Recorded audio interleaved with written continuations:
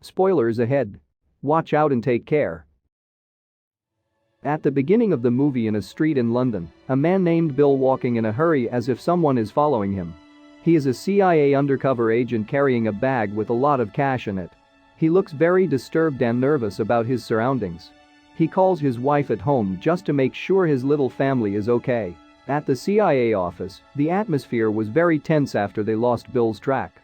Moreover, one of the CCTV had also caught Bill's whereabouts, but no longer has his bag with him. But not long after, Bill, who is already in a taxi, and immediately sent a message to his superiors. He announced his whereabouts as well as talked about a group of people who are following him. Wells gets the message. He is the head of the London CIA. He then ordered Bill to head to the cement factory where the CIA team would pick him up. However, the plan failed because it turned out that a group of people who were targeting Bill has now tapped into the taxi's GPS. As a result, the CIA agent was instead directed to one of the old buildings. At that location, Bill, who engages them in gunfire, finally surrender, and he is tortured by Xavier Heimdall, the leader of the dangerous gang. He and his gang, who has been following Bill, apparently are not after the money in the bag, but they want Bill's friend, Jan Strook. Unfortunately, Bill chose to keep quiet and died after receiving a high-voltage electric shock from Heimdall.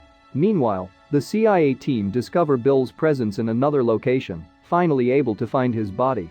Bill's death seems to have left a mysterious trail and must be uncovered by the CIA. For that reason, they decide to meet Dr. Micah Franks. He is a genius scientist who once shocked the world because of the memory program he runs. Under the pretense of national security, the CIA asked Dr. Micah Franks to run a memory program for Bill. The aim is to transfer Bill's lifetime memories to another person who are still alive. That way, the subject who receives the memory can reveal the facts that actually happened right before Bill's death. At Hazleton, West Virginia, a convict named Jericho Stewart is designated as the subject to receive Bill's memory. He is a convict who has been in and out of jail all his entire life. In fact, he is said to have no empathy at all for the environment around him. Jericho is like an emotionless killing machine that never even once realized what crimes he has committed in his life. With a very tight escort, Jericho finally arrived at Dr. Frank's lab where the memory transfer procedure will be carried out. Although it wasn't that easy, but, in the end, Dr. Franks and his team managed to transfer the late Bill's old memory successfully. After waking up, Wells immediately bombards Jericho with lots of questions to get him provoked so that he can immediately provide information from Bill's memory. However, that actually makes Jericho feel an extraordinary headache. This continues as Bill's memory began to flash randomly in Jericho's head.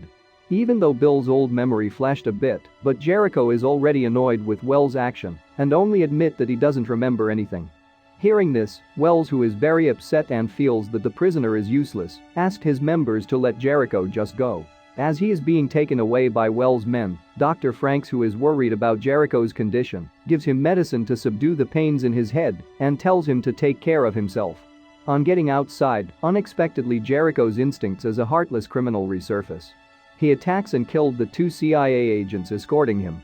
Not only that, Jericho also behaves like an animal as he snatches food from one of the visitors at the tavern.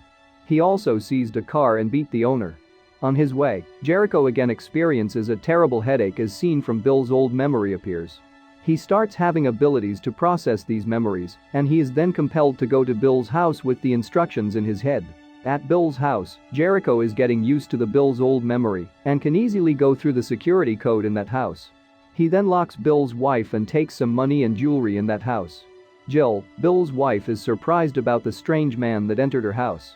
The man she has never met before apparently knows the house security code, along with Jill's ATM pin.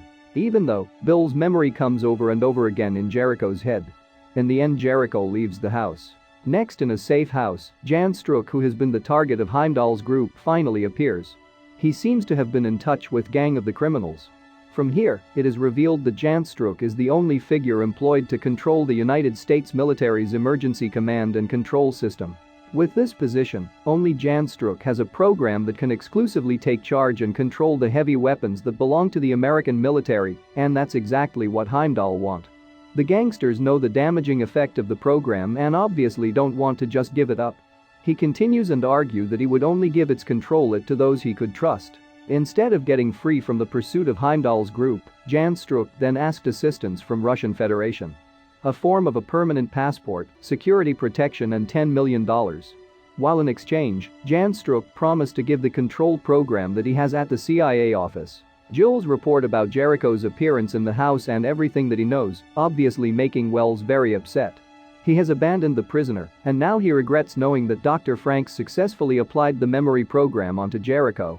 Since then, Wells started looking for Jericho.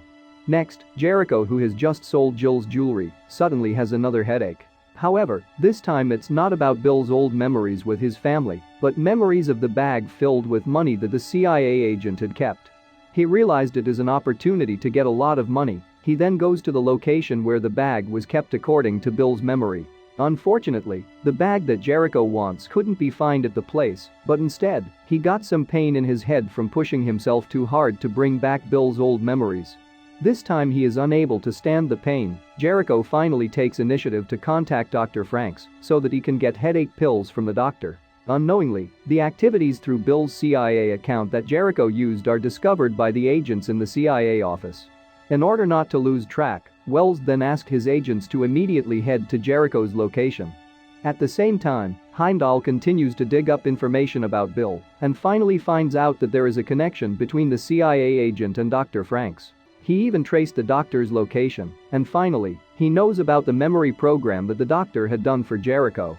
Meanwhile, Dr. Franks is with Jericho, then realizes that the convict is starting to adapt to Bill's original character. This is obvious by the change in Jericho's attitude from who he was. So wild at first, but now he is starting to be sensitive to his surrounding, including his concern for Bill's wife and child. After buying headache medicine, Jericho, who is just leaving the pharmacy, was suddenly ambushed by some CIA agents, and he is brought in to face Wells. Finding out about this action, Dr. Franks is very concerned about Jericho, tells Wells not to push him too hard to recall Bill's memory. Just go with Jericho and let Bill's instincts drive the convict to reveal. Meanwhile, Wells is just happy that he has captured Jericho again. He is now restless because one of his informants told him that Jan Strook was trying to make a deal with the Russians. Sadly, the man with vigilance control, he is even known to be demonstrating his missile control program. Now Jericho, who is in the interrogation room, is then asked for an agreement by Wells. The CIA chief promised to give him all the money in the bag if Jericho can give them Jan Strook location.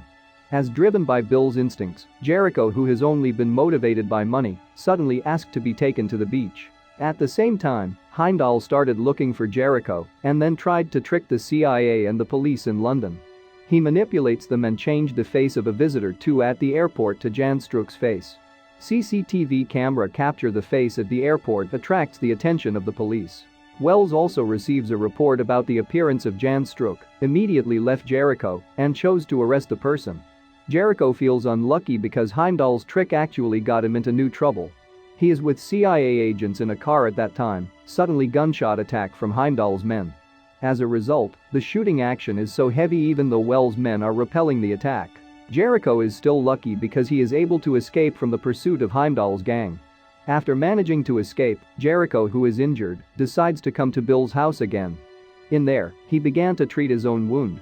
It turns out that Jericho's arrival is spotted by Jill. Feeling threatened, the woman pointed a gun at Jericho.